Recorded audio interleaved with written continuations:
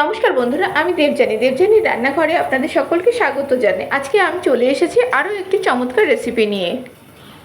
তাহলে বন্ধুরা, স্কিপ না করে সম্পূর্ণ রান্নার পর্বটি দেখতে থাকুন এবং আমার সঙ্গে থাকুন। শনিবার মানেই নিরামিষ। তো সেই নিরামিষের দিনে রোজ রোজ এক খাবার খেতে মোটেই ভালো লাগে না। তো কিছু কিছু রান্না একই রকম না খেয়ে সেই সমস্ত সবজিতে একটু ভিন্ন স্বাদের রান্না খেলে কেমন হয় বন্ধুরা। তো আজকে আমি সেটাই আপনাদের সঙ্গে শেয়ার করব। আজকের রেসিপি পালং শাকের পকোড়া।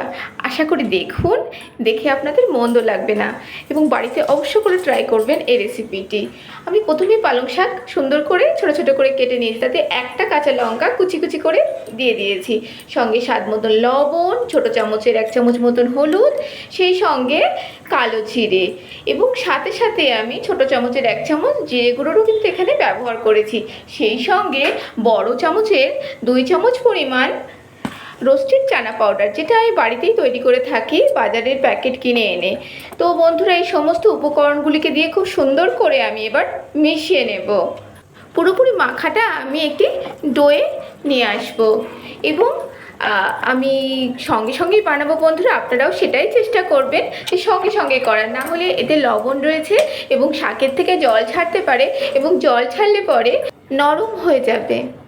তো সেই জন্যে যে মুহূর্তে বানানো হবে সেই মুহূর্তেই কিন্তু ভাজাটা সব থেকে সুন্দর হবে।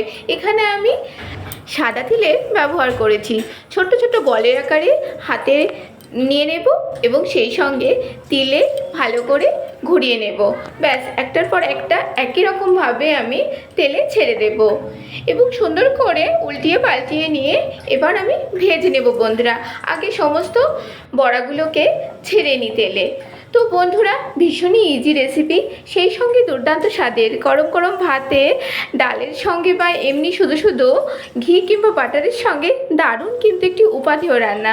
তো বন্ধুরা, সবসময় পালং শাকের একই ধরনের রেসিপি না ট্রাই করে এই ধরনের রেসিপি একবারের জন্য হলেও ট্রাই করে দেখবেন, আশা করি ভালো লাগবে।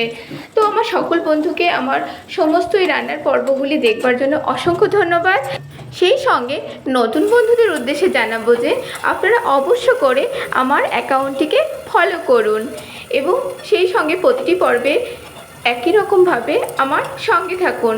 আমি প্রতিটি পর্বে আমার রান্নাঘর থেকে এরকম সুন্দর সুন্দর সহজ রেসিপি আপনাদের সঙ্গে শেয়ার করব, যে রেসিপিগুলি ঘরে থাকা কিছু উপকরণ দিয়েই আমরা ঝটপট বানিয়ে ফেলতে পারবো।